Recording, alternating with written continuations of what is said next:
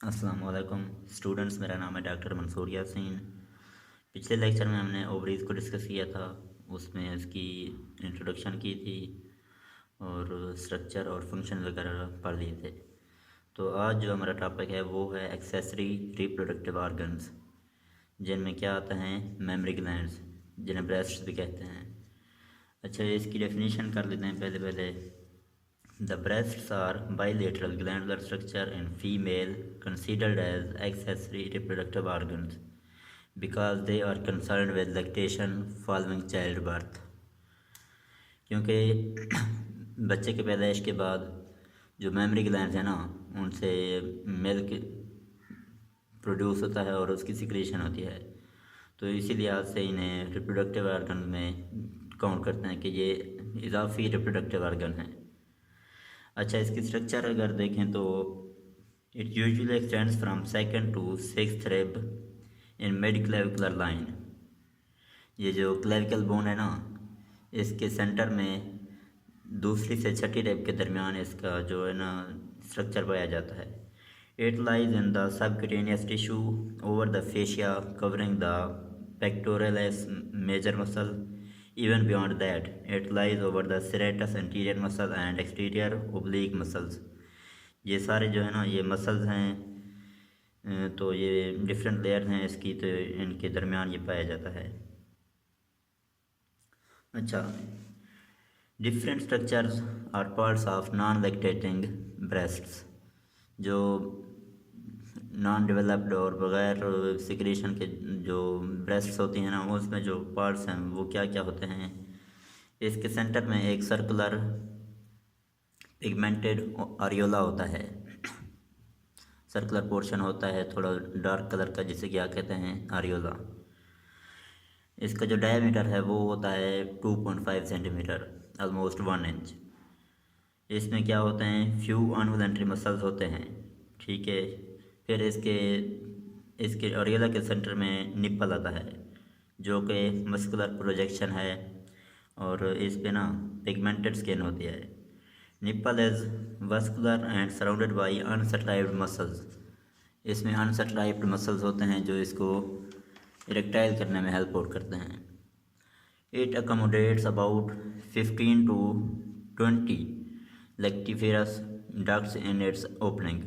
जो निप्पल है ना, इसकी जो ओपनिंग है उसमें तकरीबन 15 से 20 लेक्टिफेरस डक्ट्स की ओपनिंग होती है, जो दूध को एल्वियोलाई से ले आती हैं, तो इसमें ओपन होती हैं। 15 से 20 डक्ट्स होती हैं, उसकी सिंगल ओपनिंग होती है निप्पल से। The whole breast is embedded in subcutaneous fat tissue. जो ब्रेस्ट का पूरा स्ट्रक्चर है ना, वो फैट टिश्यू में एम्बेड हुआ हुआ है।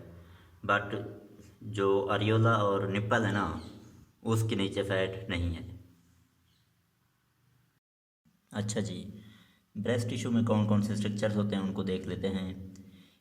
Each breast is divided into 15 to 20 lobes by fibrous tissue septa.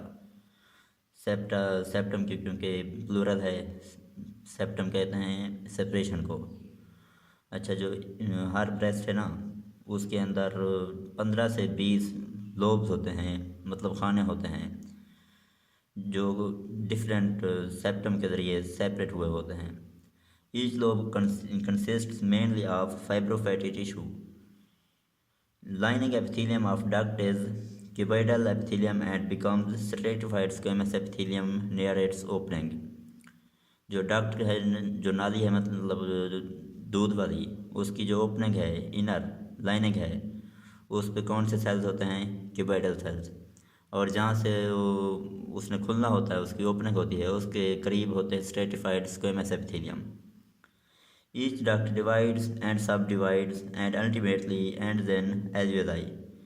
जो डक्ट है ना, पीछे जाके डिवाइड होती है और फिर डिवाइड होती है, और एंड पे क्या बचती है, एल्वियोलस बचती है, सिंगल मतलब। Each alveolus is lined by columnar epithelium where milk secretion is occurred. Behind the nipple, the main duct dilates to form a portion where milk is secreted. That portion is called ampulla। अच्छा जी, nipple के बिल्कुल पीछे ना जो main duct है वो थोड़ा फूली हुई होती है, जिसमें थोड़ी देर के लिए मिल्क ना स्टोर हो जाता है, तो इस पोर्शन को कहते हैं एम्पुला। अच्छा, इसके बाद देख लेते हैं कि ब्लड सप्लाई कौन कौन सी है, कैसे कैसे ब्रेस्ट तक पहुंचती है। अच्छा, इसमें है आर्टरीज़ का जो पोर्शन है वो है ब्रांचेस ऑफ एक्सिलरी आर्टरी एक होती है जो ब्लड प्रोवाइड करती है। उसके बाद इंटरनल मेमोरी आर्टरी होती है और एंड पे होती है इंटरकोस्टल आर्टरी। और जो ब्लड वापस आता है तो इसी की रास्ते के ज़रिए ना वेन से वापस आता है। ठीक है जी। अच्छा जी, इसके बाद थोड़ा इस पिक्चर को देख लें। इसके सेंटर में है ना निप्पल है, ठीक है, जो ओपनिंग होती है, और उसके करीब है आरियोला जो पिगमेंटेड पोर्शन है। इसकी बिल्कुल निप्पल के पीछे देखें तो कलेक्टिंग डक्ट्स हैं और ये फूली हुई है थोड़ी थोड़ी, तो ये क्या है, एम्प्यूला इन्हें बोलते हैं। और एम्प्यूला के पीछे ये डक्ट्स जा रही हैं जो डिवाइड हो रही हैं और रीडिवाइड सब डिवाइड हो रही हैं।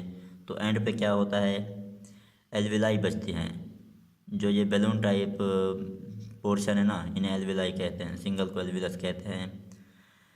अच्छा जी, और इसके बीच में पीछे जो है ना, जो थोड़ा ब्राउन कलर का है पोर्शन, तो वो क्या है, फैटी कनेक्टिव टिश्यू है।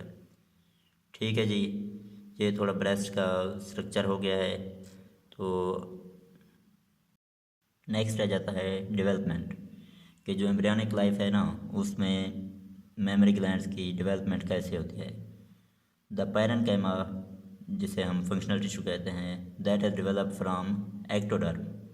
और जो सपोर्टिव टिश्यू है, जो कनेक्टिव टिश्यू है, वो मेसोडर्म से डेवलप होता है।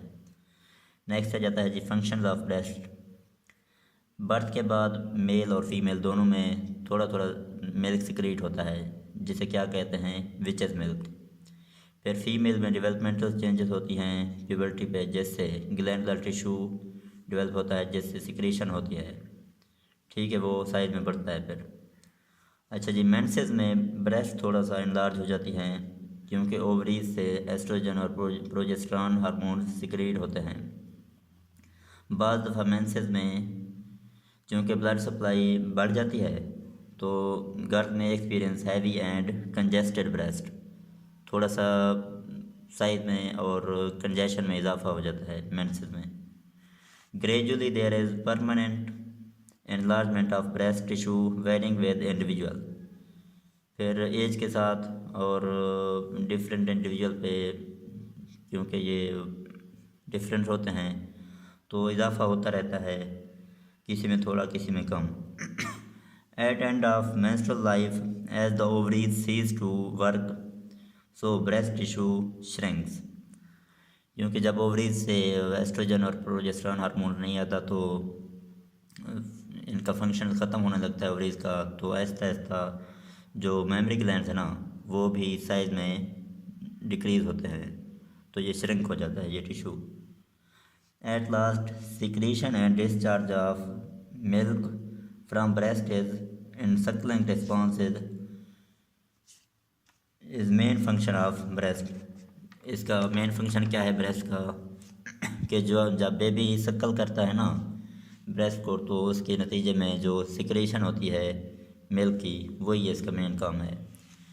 अच्छा, प्रेगनेंसी के 16वें हफ्ते पे थोड़ी सिक्रेशन होती है जो कि डक्ट्स को ओपन रखती है, ताकि डिलीवरी के बाद ना वो अपना काम के लिए उसको रेडी रखा जाए। After birth thin fluid is secreted for 2 to 3 days which is called colostrum. Colostrum अमूमन मिल्क जो है ना वो प्रोटीन और इम्यूनिटी में भरपूर होता है उससे। फिर आहिस्ता आहिस्ता ना वो नेचुरल मिल्क जो है ना उसकी तरफ बदलना शुरू हो जाता है। बाद में फिर वो जो कुदरती मिल्क है ना नॉर्मल, वो ही आता है। Prolactin from the ovaries, sorry, prolactin जो है ना एंटीरियर पिट्यूटरी ग्लैंड से आता है, तो इसकी जो मेंटेनेंस है ना मेमोरी ग्लैंड्स की, वो कौन संभालता है, वो पिट्यूटरी ग्लैंड, सॉरी हाँ, पिट्यूटरी ग्लैंड और थायराइड ग्लैंड का इसका संभालना होता है, वही संभालते हैं इसको, मेमोरी ग्लैंड्स के फंक्शन को। चलें जी, ठीक है, ये हमारा हो गया मेमोरी ग्लैंड्स। तो इंशाल्लाह नेक्स्ट लेक्चर